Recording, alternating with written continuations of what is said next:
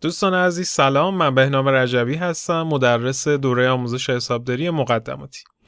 رسیدیم به قسمت نهم از فصل نهم. ما این قسمت در این بخش از فصل خودمون هستیم و موضوع این جلسه‌مون روش میانگین موزون در سیستم دائمی و ادواری انباره. این جلسه مثل 2 جلسه گذشته که سیستم فایفو، سیستم لایفو رو با هم دیگه بررسی کردیم، این جلسه هم نوبت رسیده به روش میانگین موزون که در سیستم ادواری و دائمی قراره بررسی بشه.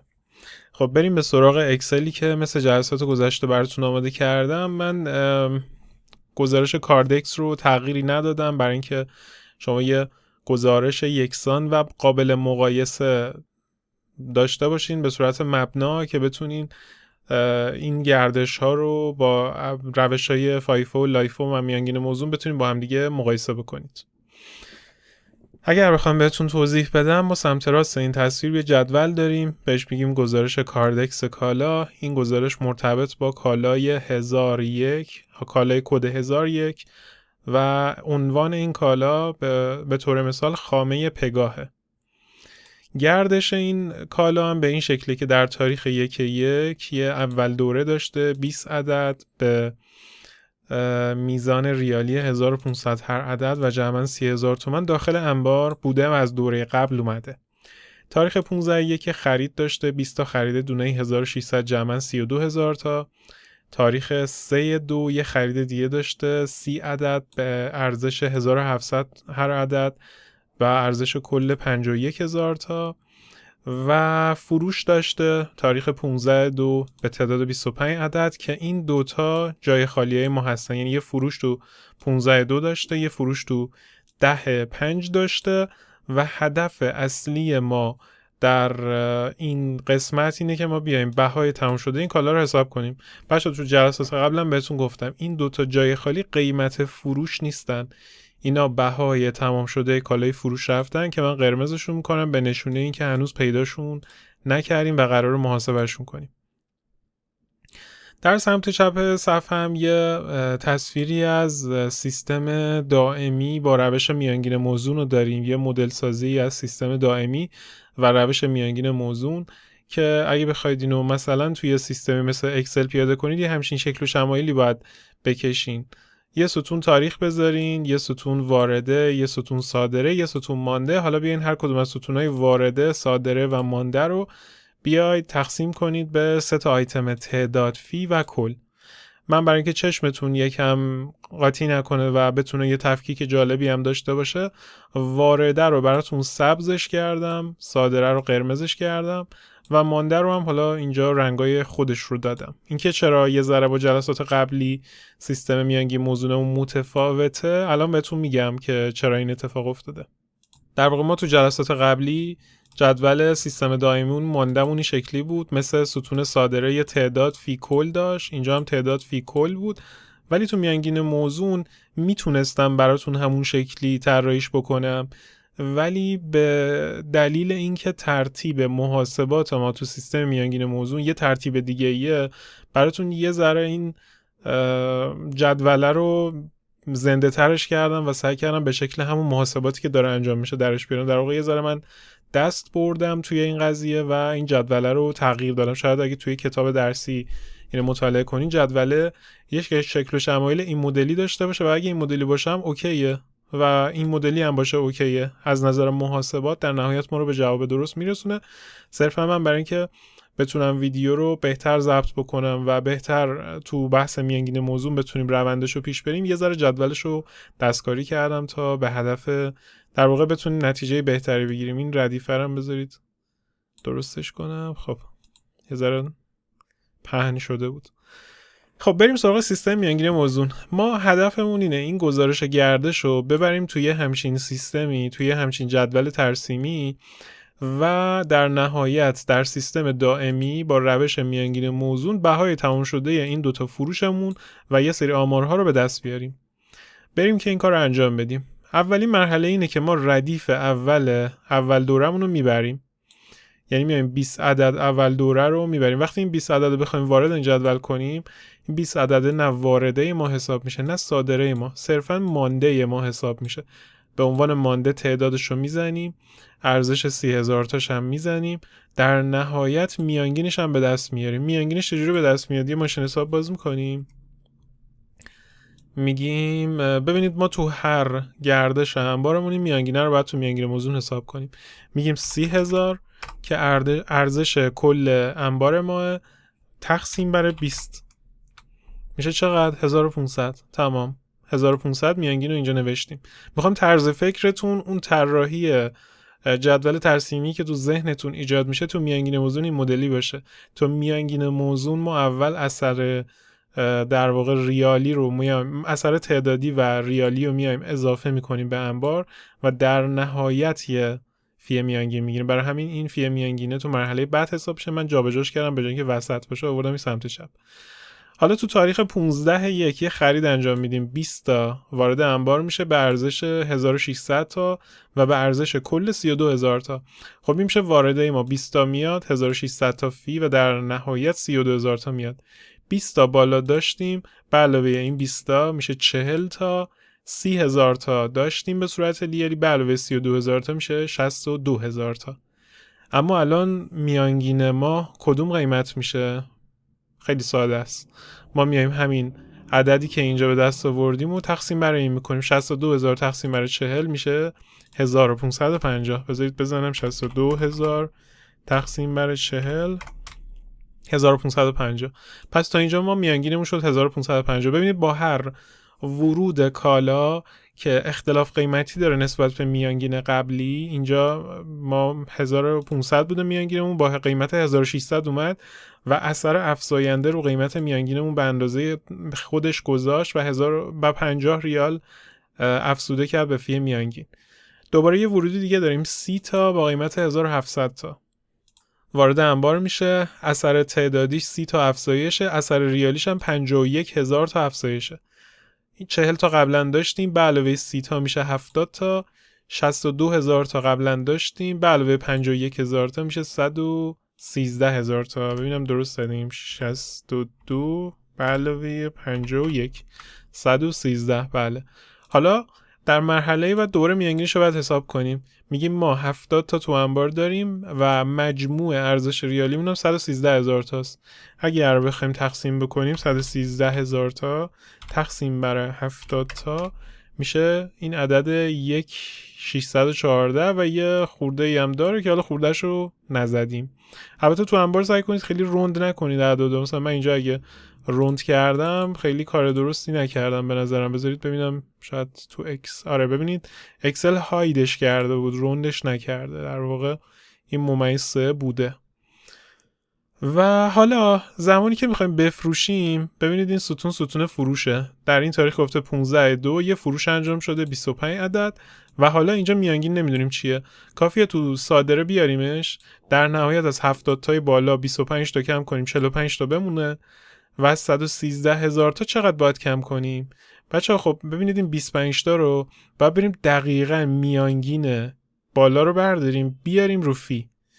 این فی که اینجا داره خارج میشه میانگین آخرین گردشمونه که از انبار گرفته شده و میانگین نهایی کالامونه و این 25 تا ضرب در این میشه، اثر ریالیش میشه این 40,357 تا.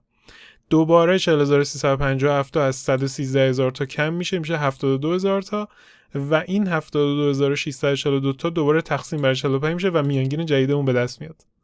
میانگین جدید ما هیچ تغییری با میانگین بالا نداشت. چرا؟ چون ما با خروج میانگینمون عوض نمیشه. چیزی وارد انبار نشده که بخواد قیمت میانگین رو عوض بکنه. صرفاً 25 تا از همون 1614 تا خارج شده. پس دوباره ما 45 تا 1614 تا باید داشته باشیم. با خروج کالا از انبار هیچ وقت قیمت میانگین تغییر نمیکنه بچه‌ها.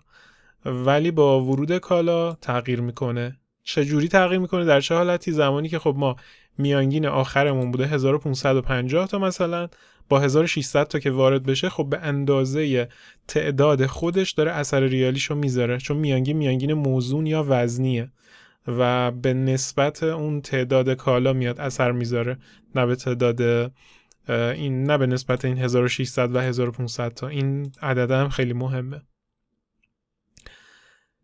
خب پس تا اینجا ما خروجمون رو به دست آوردیم. ببینید میانگین موزون به نظر من از روش‌های دیگه خیلی خیلی راحت تره و توضیح دادنش هم حتی برای من راحت تره. احتمالاً درک و اون فهم این روش هم برای شما خیلی ساده تره، برای همین خیلی دیگه توضیح نمیدم بخواین یه وقت کلافه بشید سر این روش.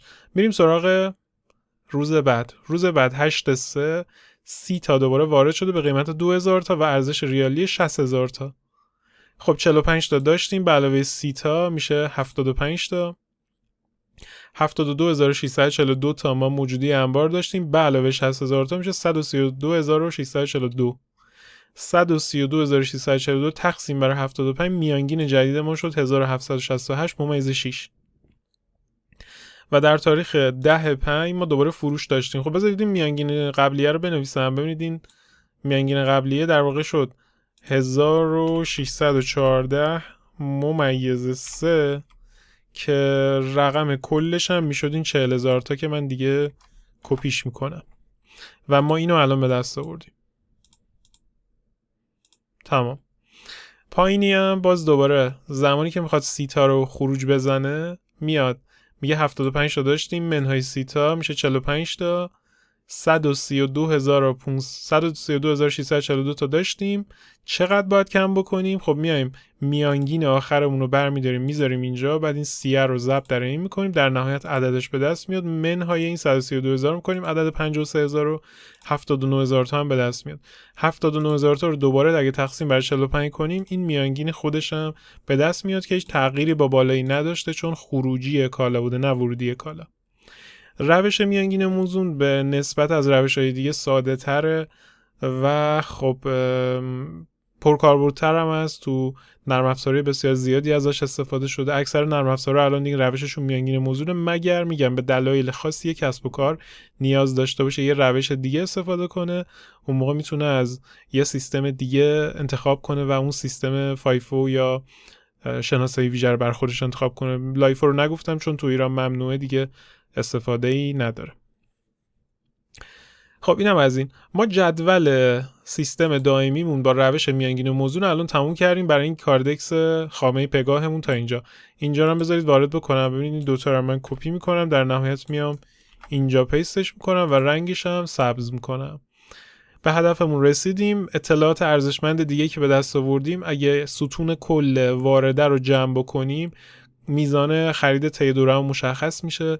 اگه ستون کل صادره رو جمع بکنیم بهای تموم شده کالای فروش رفته مشخص میشه. این به تکفه مخفف بهای تموم شده کالای فروش رفته است.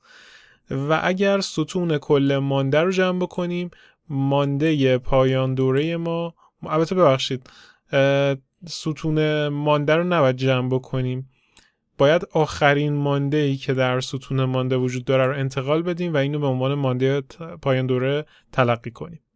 این شد سیستم روش میانگین موزون در سیستم دائمی. تو سیستم ادواری چجوریه؟ دوباره همین گردش رو براتون آوردم برای خامه پگاه.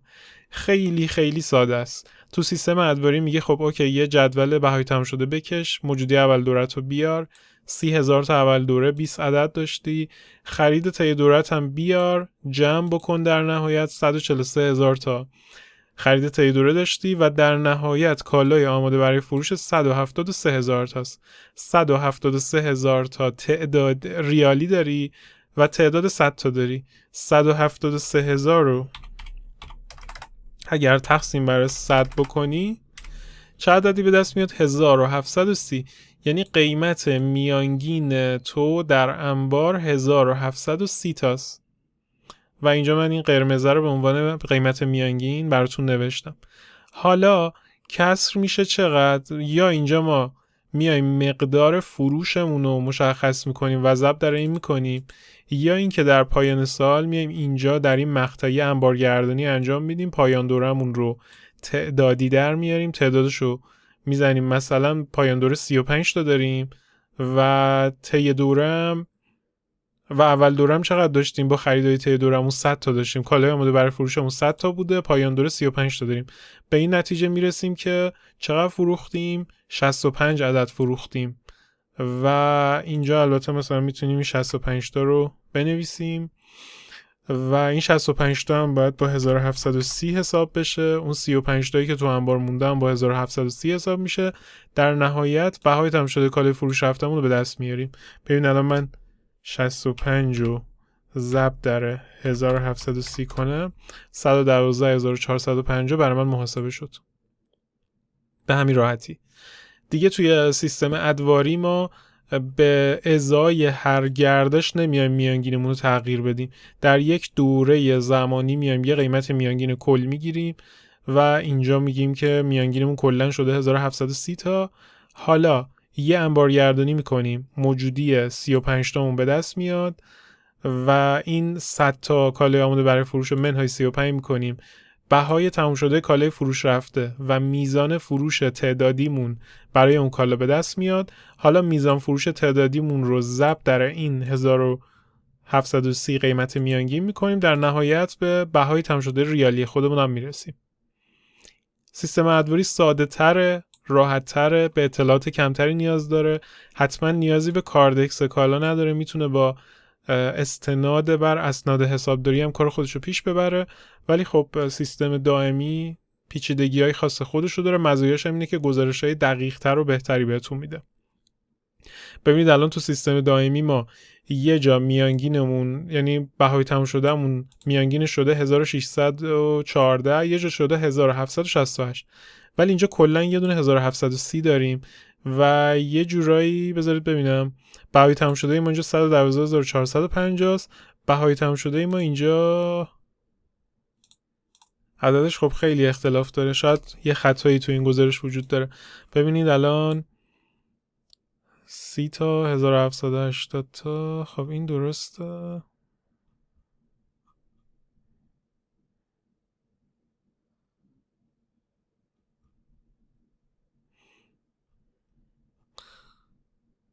نه دیگه یه چیزیش اینجا اشتباهه.